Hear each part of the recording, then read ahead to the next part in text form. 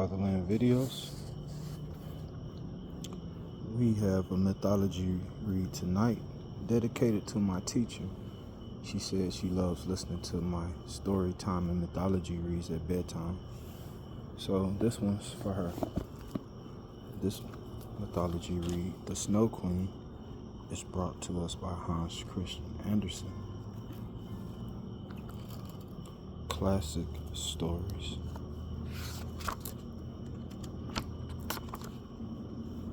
Forward by Maria Tartar. We're on page 286. You must attend to the commencement of the story, for when we got to the end, we shall know more than we do now about a very wicked hobgoblin. He was one of the very worst, for he was a real demon. One day, when he was in a merry mood, he made a looking glass which had power of making everything good or beautiful that was reflected in it almost shrink to nothing, while everything that was worthless and bad looked increased in size and worse than ever.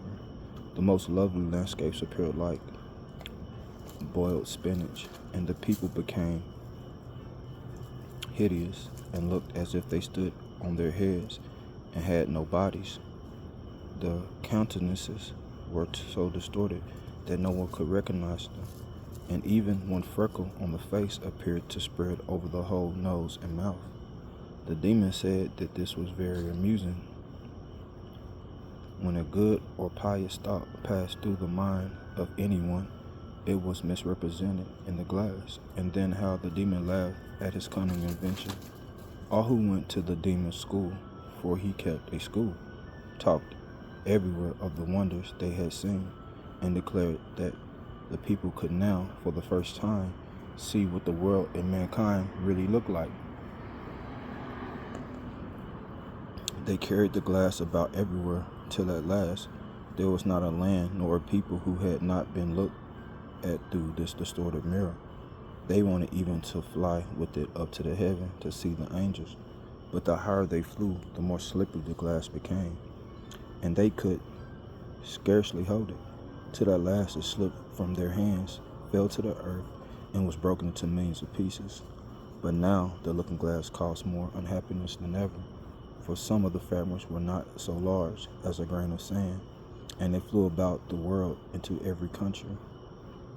When one of these tiny atoms flew into a person's eye, it stuck there unknown to him, and from that moment he saw everything through a distorted medium, or could see only the worst side of what he looked at, for even the smallest fragment retained the same power which had belonged to the whole mirror. Some few persons even got a fragment of the looking glass in their hearts, and this was very terrible, for their hearts became cold like a lump of ice. A few of the pieces were so large that they could be used as window panes. It would have been a sad thing to look at our friends through them. Other pieces were made into spectacles. This was dreadful for those who wore them, for they could see nothing, either rightly or justly. At all this, the wicked demon laughed till his sides shook.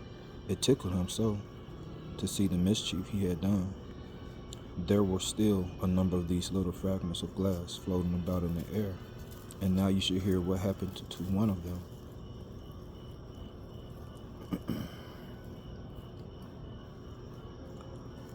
The second story, a little boy and a little girl.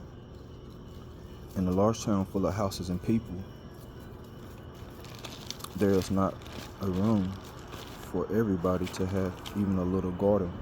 Therefore, they are obliged to be satisfied with a few flowers in the flower pots.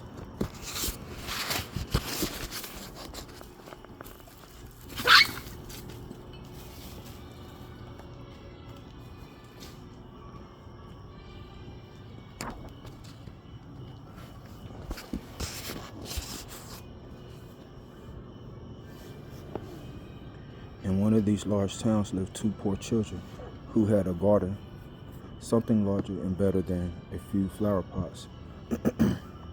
They were not brother and sister, but they loved each other as most of they had been. Their parents lived opposite to each other in the two garrets. where the roofs of the neighboring houses projected out towards each other, and the water pipe ran between them. In each house was a little window, so that anyone could step across the gutter from one window to the other. The parents of the children had each a large wooden box in which they cultivated kitchen herbs for their own use, and little rose bush in each box, which grew splendidly. Now, after a while, the parents decided to place these two boxes across the water pipe so that they could reach from one window to the other and look like two banks of flowers. Sweet peas dropped over the boxes, and the rose bushes shot forth long branches, which were trained round the windows and clustered together almost like a triumphal arc of leaves and flowers.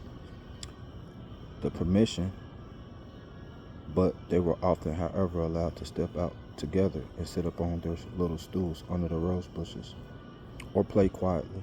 In winter, all this pleasure came to an end, for the windows were sometimes quite frozen. But then they would warm copper pennies on the stove and hold them against the warm pennies against the frozen pane. There would be soon a little round hole through which they could peep, and the soft, bright eyes of the little boy and girl would beam through the hole at each window as they looked at each other. Their names were Kay and Gerda. In summer, they could be together with just one jump from the window, but in winter, they had to go up and down the long staircase and out through the snow before they could meet.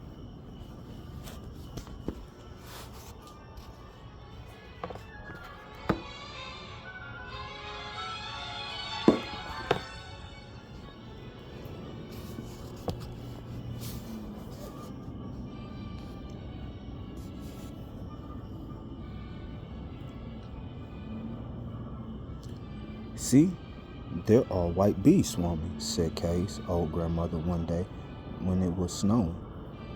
"Have there been a queen bee?" asked the little boy, for he knew that the real bees had a queen. "To be sure they have," said the grandmother. "She is flying there where the swarm is thickest.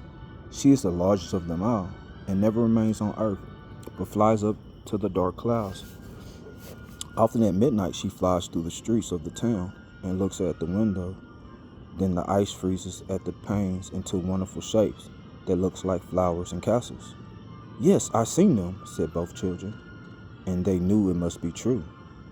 "Can the Snow Queen come here?" asked the little girl. "Only let her come," said the little boy. "I'll set her on the stove and then she'll melt." The grandmother smoothed his hair and told him some more tales.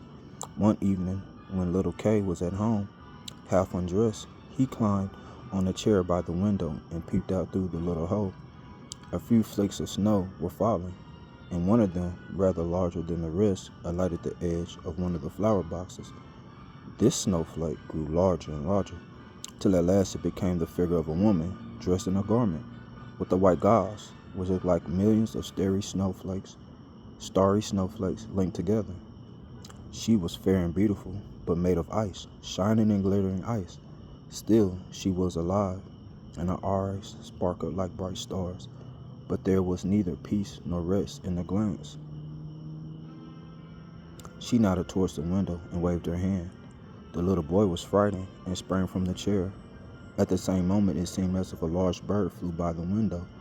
On the following day, there was a clear frost, and very soon came the spring. The sun shone. The young green leaves burst forth. The swallows built their nests, windows were open, and the children sat once more in the garden on the roof. High above all the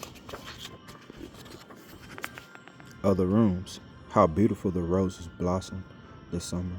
The little girl had learnt a hymn in which the roses were spoken of, and then she thought of their own roses, and she sang the hymn to the little boy, and he sang too. "Roses bloom and cease to be, but we shall the Christ child see."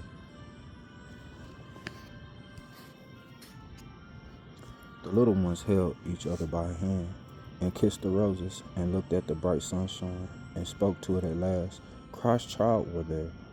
Those were splendid summer days. How beautiful and fresh it was out amongst the rose bushes, which seemed as if they would never leave off blooming. One day Kay and Gerda sat looking at the book full of pictures of animals and birds. And then, as the clock in the church tower struck 12, Kay said, "Oh, something has struck my heart." And soon after, "There is something in my eye." The little girl put her arm around his neck and looked into his eye, but she could see nothing. "I think it's gone," he said. But it was gone. It was one of those bits of the looking glass, the magic mirror, of which was half spoken, the ugly glass which made everything great and good appear small and ugly, while all that was wicked and bad became more visible, and very little fault could be plainly seen.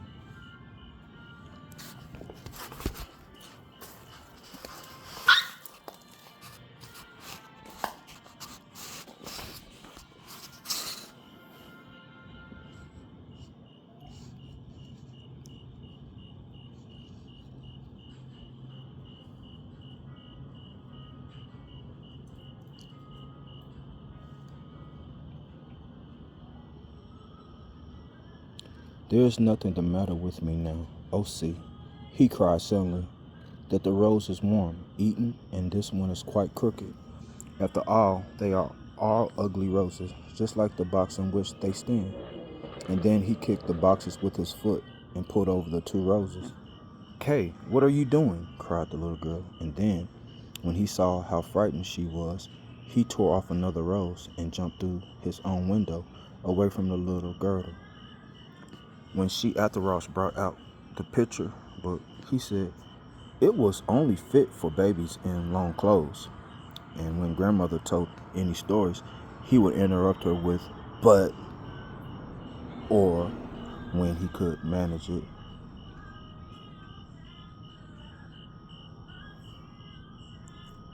He said it was only fit for babies in long clothes. And when grandmother told any stories, he would interrupt her with "but," or when he could manage it, he would get behind the chair, put on a pair of spectacles, and imitate her very cleverly to make people laugh. By and by, he began to mimic the speech and gait of persons in the street. All that was peculiar and disagreeable in a person he would imitate, but it was a piece of the glass in his eye and the coldness in his heart that made him act like this. He would even tease little Gerda, who loved him with all her heart. His games, too, were quite different. They were not so childish. One winter's day, when it snowed, he brought out a burning glass. Then he held it out the tail, out of the blue coat, and let the snowflakes fall upon it. "Look in the glass, Gerda," said he, and she saw how every flake of snow was magnified and looked into a beautiful flower of glittering star. "It is not clever," said Kay, "and much more interesting than looking at real flowers. There is not a single fault in it, and the snowflakes are quite perfect till they begin to melt." Soon after, Kay made his appearance in a large thick gloves, and with his sledge at his back. He caught up the stairs to Gerda. "I'll go get leave to go into the great square where the other boys play and ride." And away he went. In the great square, the boldest among the boys would often tie their sledges to the country people's carts and go with them a good way. This was capital. But while they were amusing themselves, and Kay with them, a great sledge came by. It was painted white, and it sat some wrapped in a rough white fur, wearing a white cap.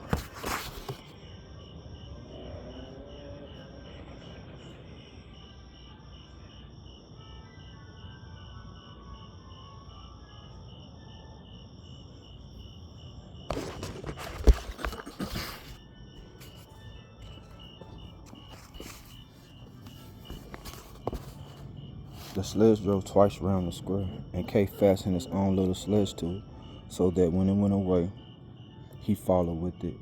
It went faster and faster, right through the next street, and then the person who drove turned around and nodded pleasantly to Kay, just as they were acquainted with each other.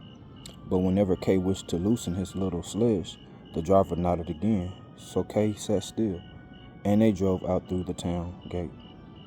Then the snow began to fall so heavily that the little boy could not see your hands breath before him. But still they drove on, then suddenly loosened to the cord so that the large sled might go on without him. But it was not of no use.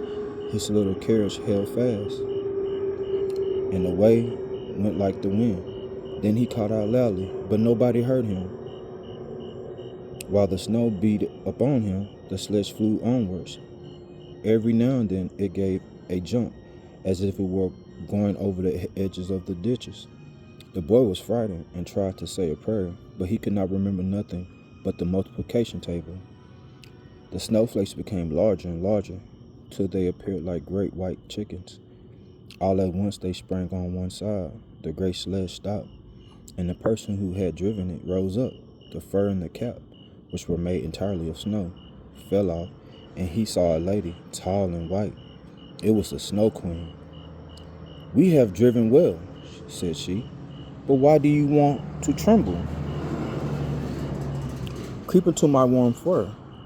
Then she seated him beside her in the sledge, and saw she wrapped the fur around him. He felt as if he were sinking into a snowdrift. "Are you still cold?" she asked, and she kissed him on the forehead. The kiss was colder than ice. It was quite through his heart, which was already almost a lump of ice. He had felt as if he were going to die, but only for a moment. He soon seemed quiet and well again, and did nothing to notice the cold around him. "My sledge, don't forget my sledge," was his first thought, and then he looked and saw that it was bound fast to one of the white chickens, which flew behind them with the sledge at its back. The Snow Queen kissed the little Kay again, and by this time he had forgotten the little Gerda, his grandmother, and all at home. "Now you must have no more kisses," said she, "or I should kiss you to death." Kay looked at her and saw that she was so beautiful. He could not imagine a more lovely and intelligent face. She did not now seem to be made of ice, as when he had seen her through the window, and she had nodded to him. In his eyes she was perfect, and she did not feel at all afraid. He told her he could not do a mental arithmetic as far as fractions, and that he knew the numbers of square miles and the number of the inhabitants in the country. And she always smiled, so that he thought he did not know enough yet.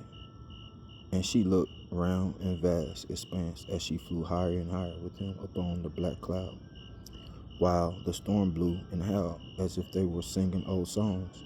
They flew over the woods, the lakes, over the sea and the land.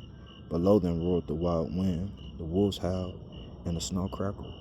Over them flew like black screaming crows, and above all shone the moon, clear and bright.